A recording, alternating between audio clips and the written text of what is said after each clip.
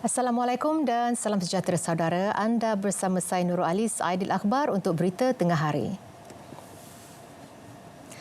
Mengasingkan individu yang positif COVID-19 walaupun tidak bergejala dan mengkuarantin rakyat yang pulang dari luar negara.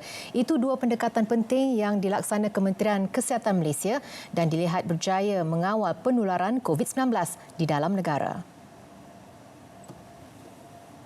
Ketua Pengarah Kesihatan Datuk Dr. Nur Hisham Abdullah berkata kejayaan itu ditambah dengan keberkesanan langkah pemantauan menerusi Perintah Kawalan Pergerakan PKP telah melenyapkan keraguan sesetengah pihak ketika itu selepas ia dilihat mampu mengawal penularan wabak pandemik tersebut.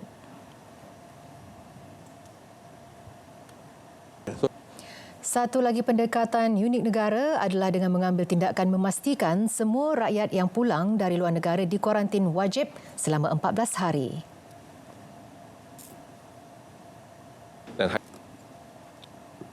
Beliau berkata demikian dalam program siaran langsung Temu Minda.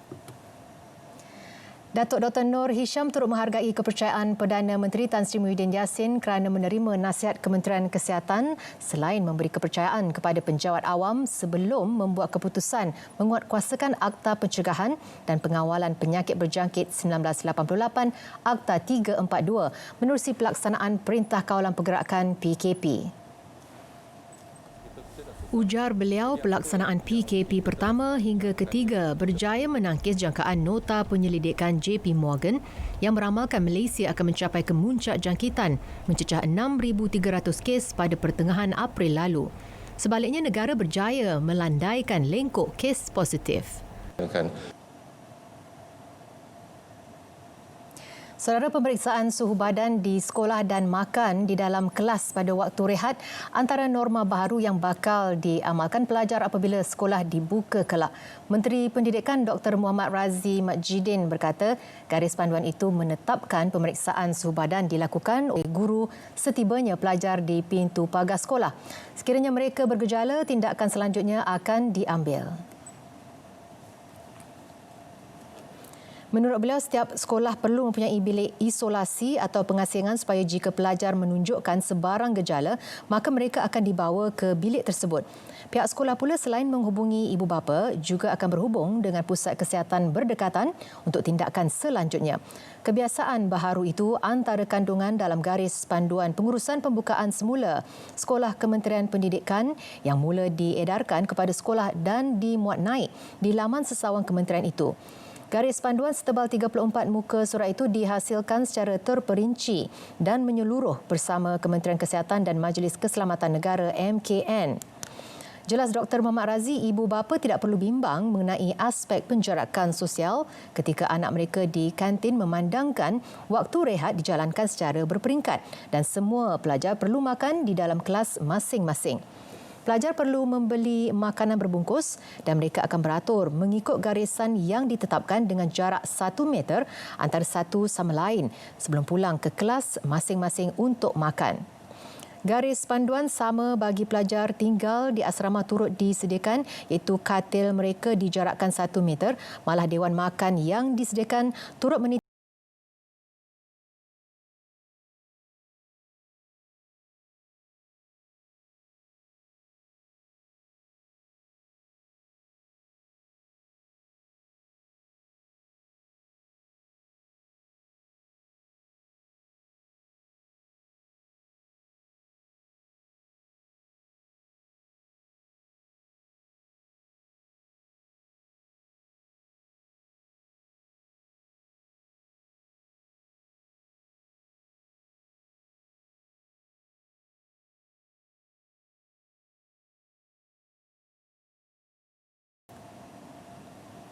Sebanyak 8 projek pembinaan diarah tutup oleh Lembaga Industri Pembinaan Malaysia CIDB ekoran tidak mematuhi prosedur operasi standard SOP di tapak pembinaan. Menerusi satu kenyataan, Menteri Kanan Infrastruktur Datuk Seri Fadilah Yusof berkata antara ketidakpatuhan yang dilakukan adalah tidak menjalani ujian saringan COVID-19 kepada pekerja, tidak mengikut SOP yang telah ditetapkan oleh Majlis Keselamatan Negara MKN serta 90% kepatuhan SOP tidak dipraktikkan. Perkara lain yang turut tidak dipatuhi iaitu tiada pasukan COVID-19 yang bertanggungjawab memastikan pematuhan SOP selain kontraktor yang menjalankan projek tidak berdaftar dengan CIDB. Beliau yang juga Menteri Kerja Raya memaklumkan sejak 20 April sehingga 2 Jun lalu, CIDB telah memeriksa sebanyak 6,363 tapak pembinaan di seluruh negara. Daripada jumlah itu, sebanyak 1,398 atau 22% telah mula beroperasi. Tambah beliau, sebanyak 1,118 daripada tapak pembinaan yang mula beroperasi itu didapati mematuhi SOP. Sementara 272 lagi tidak patuh dan diberi amaran manakala 8 telah diarah tutup. Kesemua projek yang diarah tutup adalah di Jalan Damai, Kampung Datuk Keramat dan Mukim Batu, Sentol, kedua-duanya di Ibu Negara, 4 di Kedah iaitu Taman PKNK, Jalan Tun Razak di Bandar Alostar, Mukim Pulai di daerah Baling, Mukim Kuah di Langkawi serta Bandar Alostar dan daerah Kota Star. Dua lagi projek adalah di Genting Permai, Mukim Bentung, daerah Bentung serta Bandar Tun Razak, Jengke, Maran, kedua-duanya di Pahang.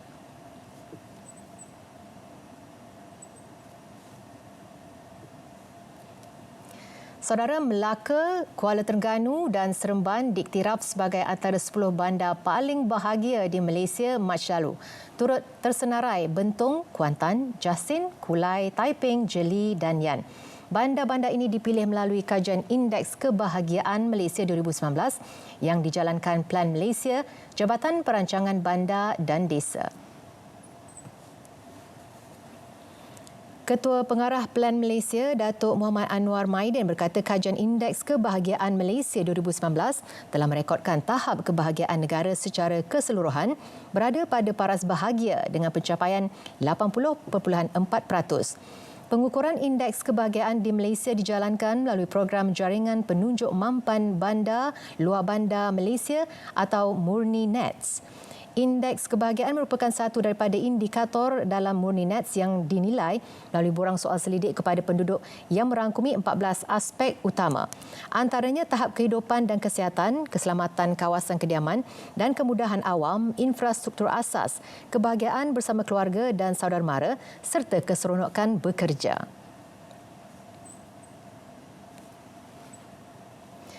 Identiti suspek kes keganasan rumah tangga perlu didaftarkan dalam tinjauan kebangsaan, kesihatan dan morbiditi. Ia bagi memudahkan pihak berkuasa melakukan siasatan sekiranya kejadian berulang. Timbalan Pengarah Eksekutif Pertubuhan Pertolongan Wanita WAO, Yu Ren Chung, maklumat itu juga boleh diguna untuk menggubal dan merangka polisi bersesuaian.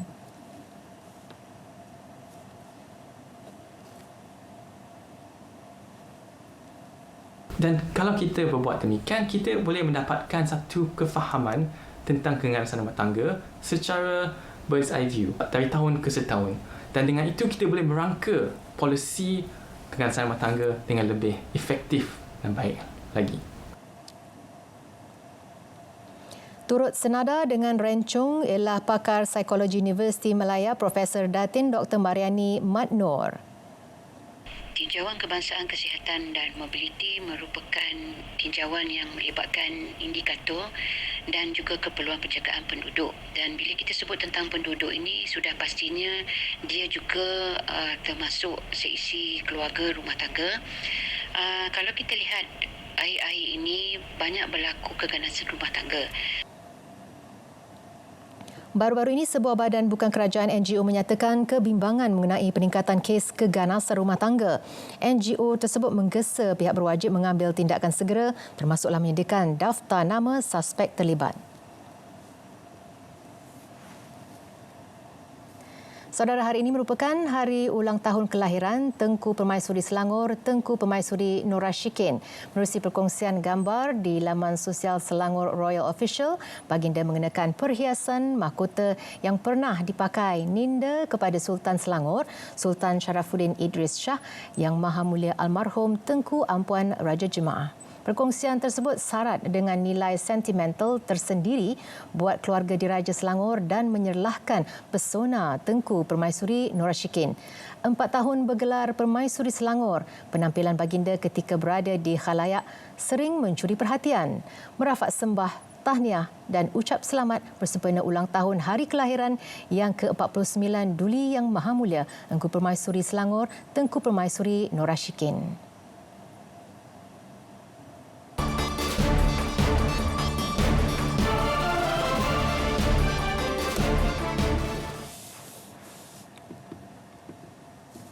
Saudara, kepentingan dan kebajikan rakyat pastinya menjadi keutamaan pelan pemulihan ekonomi yang bakal diumumkan tidak lama lagi. Bagi menjamin kelangsungan ekonomi negara pada masa depan, fokus wajar diberi kepada pemerkasaan ekonomi digital. Pandangan itu disuarakan penganalisis ekonomi Profesor Madya Dr. Nuradli Rizwan Shah Muhammad Dali. Melihat kepada konteks norma-norma baru, ekonomi yang berkaitan dengan norma-norma baru, iaitu seperti ekonomi digital, ekonomi berkaitan dengan penghantaran pembelian barang online. Kita sekarang ni semuanya beli online dan sebagainya kan. Dan ini mungkin akan diwar-warkan, diumumkan, dan juga bagaimana kerajaan boleh membantu pekerja-pekerja, sebagai contohnya industri-industri yang tertentu ni yang terpaksa mungkin diberhentikan disebabkan oleh permintaan daripada sektor-sektor tertentu tu berkurangan. Jadi mungkin ini akan diperkasakan. Bantuan perlu segera diberi kepada sektor-sektor yang terjejas teruk. Pada masa sama, pemain sektor itu perlu lebih inovatif dan mengubah cara menjalankan perniagaan dalam tempoh mencabar ketika ini. Sebagai contohnya, kalau sekarang ni, dulu hotel-hotel dia tak ada buat delivery tau. Tapi sekarang ni saya dah maklumkan ada hotel yang buat delivery makanan ke rumah-rumah. Kan? Jadi inilah satu contoh inovasi yang telah dibuat oleh sektor perhotelan tersebut, sebab mereka tahu orang tak boleh datang ke hotel, jadi mereka hantar ke rumah-rumah. Itu sebagai satu contoh. Sebagai satu contoh. Tapi mungkin orang-orang daripada sektor pelancongan ataupun sektor-sektor yang terjejas ini, mereka perlu duduk dan mereka perlu fikir. Mereka boleh tukar mindset mereka. Selasa lalu, Menteri Keuangan Tengku Datuk Seri Zafrul Tengku Abdul Aziz menerusi laporan laksana ke-7 pelaksanaan pakej rancangan ekonomi Prihatin Rakyat Prihatin memaklumkan pelan pemulihan ekonomi jangka pendek bagi tempoh Jun hingga Disember 2020 memberi tumpuan kepada 3 matlamat, iaitu memperkasa rakyat, melonjakkan perniagaan dan merangsang ekonomi. Institusi Pengajian Tinggi Swasta IPTS turut menerima impak langsung kesan penularan COVID-19 sehingga menyebabkan pengambilan pelajar luar negara dihentikan sementara. Presiden Persatuan Kolej dan Universiti Swasta Malaysia MAPCU, Datuk Dr. Parmjit Singh menyifatkan IPTS kini berada dalam situasi genting. Jelas beliau, pakej prihatin yang diumumkan kerajaan sebelum ini tidak menjurus kepada sektor IPTS. Justru sasaran awal negara untuk menerima kemasukan 200,000 pelajar antarabangsa pada 2020 turut sukar dicapai. It's important to recognise that private education is self-funding. It has never been aided by the government.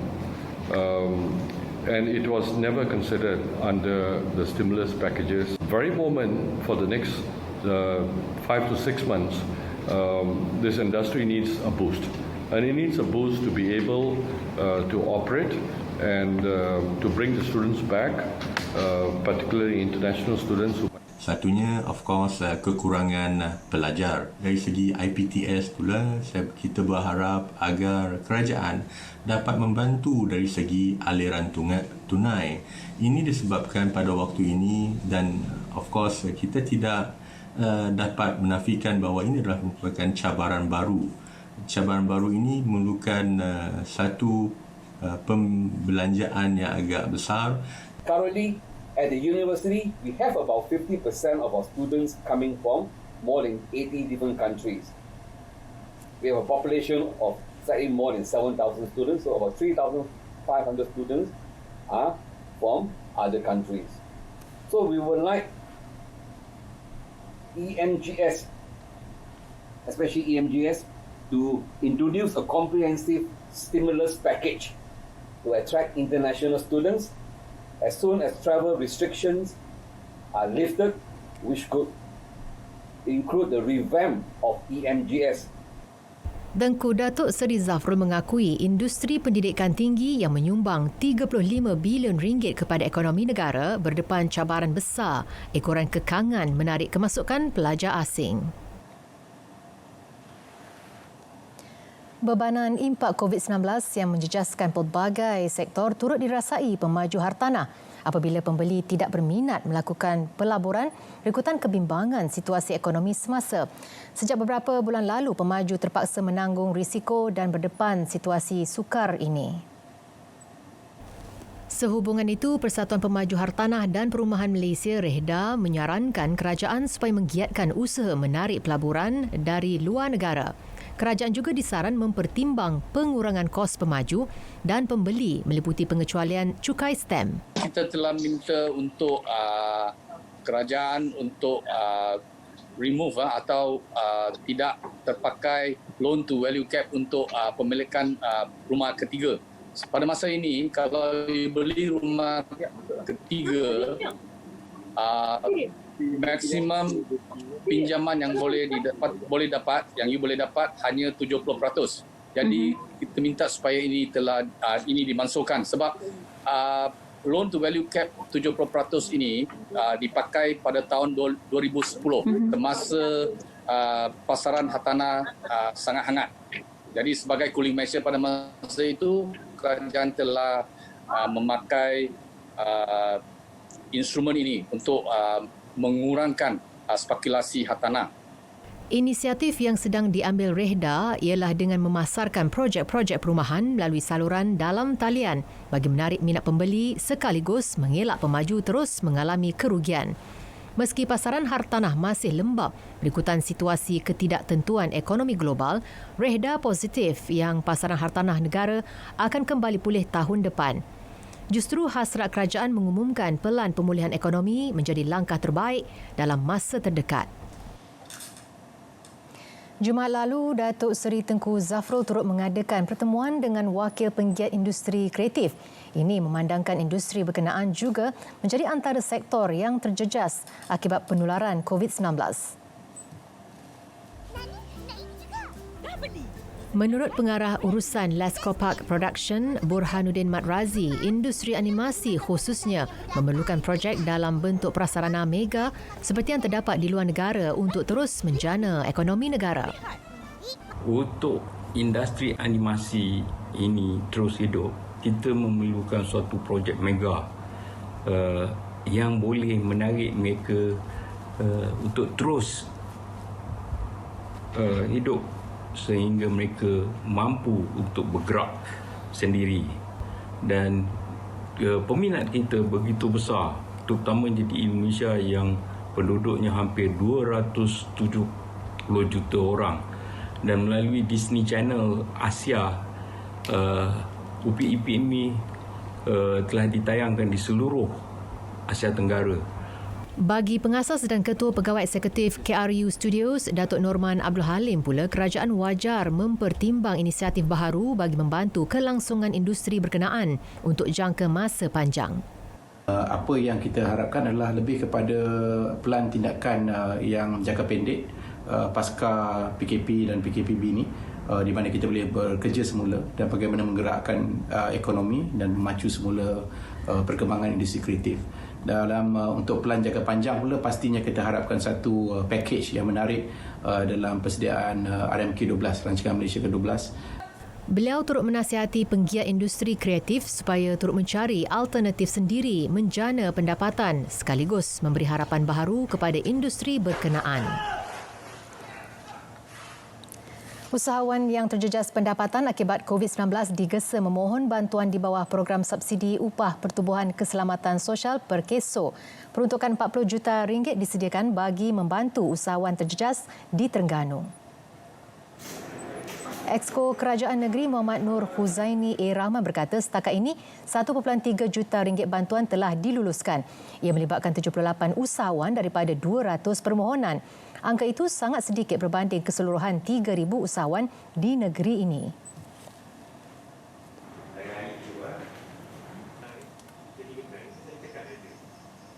Jadi saya ambil peluang ini untuk mewawarkan kepada semua usahawan.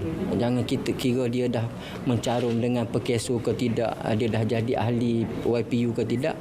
Kita buka sekarang ni pendaftaran untuk kita proseskan permohonan mereka ini dan agar mereka dapat menampung yang terjejas semasa dalam tempoh PKP dan PKPB ini. Beliau ditemui selepas majlis penyerahan faedah perkeso oleh Menteri Besar Datuk Seri Dr. Ahmad Samsuri Mohtar kepada 3 syarikat.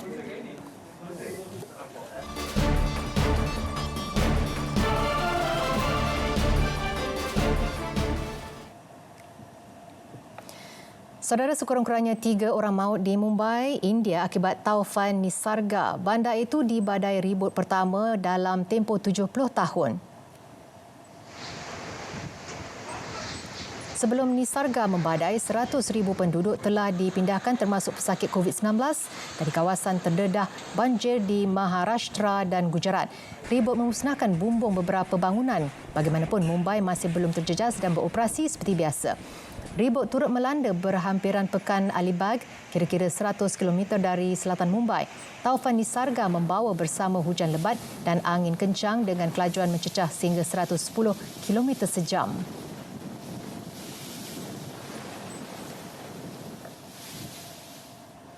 Jerman memperuntukkan 130 bilion euro sebagai pakej rangsangan ekonomi tambahan susulan krisis akibat pandemik COVID-19. Rangsangan baru ini sebagai tambahan kepada pakej bernilai 1.1 trilion euro yang diumum Mac lalu. Chancellor Jerman Angela Merkel berkata antara langkah yang dilakukan ialah cukai nilai tambah akan dipotong sementara serta keluarga akan menerima 300 euro bagi setiap anak. Malah mereka yang membeli kereta elektrik mendapat rebat 2 kali ganda iaitu 6,000 euro. Saiz pakej akan mencapai 130 bilion euro untuk 2020 hingga 2021. 120 bilion daripadanya akan ditanggung oleh Kerajaan Persekutuan. SOP Perintah Kawalan Pergerakan Bersyarat bagi pengangkutan awam. Guna pelitup hidung dan mulut ketika menaiki pengangkutan awam. Amalkan penjarakan sosial dengan jarak selamat sekurang-kurangnya 1 meter ketika berbaris. Amalkan penggunaan cecair pembasmi kuman untuk kebersihan.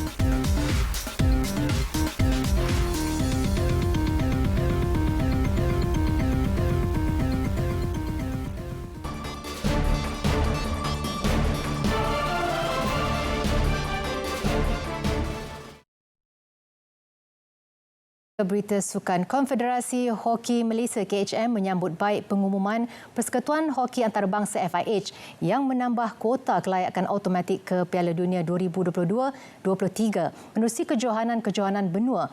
Timbalan Presiden KHM, Profesor Dato' Dr. S. Shamala berkata, FIH telah mengambil langkah yang cukup baik dengan mempertimbangkan implikasi pandemik COVID-19 kepada semua negara kerana proses kelayakan itu penting untuk menjamin tiket ke Piala Dunia. Dalam satu kenyataan, beliau berkata keputusan itu bakal menyaksikan kejohanan Piala Asia yang dijangka berlangsung pada 2021 tidak hanya menjadi perlawanan bagi merebut piala itu, malah turut menjadi medan bagi pasukan-pasukan di Asia merebut tempat lebih awal ke Piala Dunia. FIH semalam mengumumkan bahawa pasukan di benua Asia menerima 3 slot untuk Piala Dunia Lelaki 2023. Termasuk slot bagi tuan rumah India, manakala 2 slot diperuntukkan bagi kategori wanita pada 2022 yang akan diadakan di Sepanyol dan Belanda. Sebelum ini, hanya 6 slot masing-masing bagi kategori lelaki dan wanita membabitkan 5 juara benua dan 1 tuan rumah diberikan laluan automatik untuk beraksi di Piala Dunia, manakala baki slot perlu direbut menerusi Liga Hoki Dunia. Sementara itu, kejohanan Hoki Piala Sultan Johor SOJC edisi ke-10 yang dijadualkan berlangsung dari 3 hingga 10 Oktober ini di Stadium Hoki Taman Daya di Johor Bahru ditangguhkan ke September 2021 selepas pihak penganjur mengambil kira keadaan pandemik COVID-19 yang melanda negara dan dunia masa ini. Pemangku Presiden Persatuan Hoki Johor, Datuk Manjid Majid Abdullah berkata, Penangguhan itu dibuat selepas mendapat nasihat daripada Sultan Johor, Sultan Ibrahim Sultan Iskandar. Setakat ini katanya 4 pasukan telah mengesahkan penyertaan dalam kejohanan itu iaitu India, Australia, Great Britain dan Malaysia. Bagaimanapun, 2 lagi pasukan iaitu Jepun dan Jerman pula mengambil pendekatan tunggu dan lihat.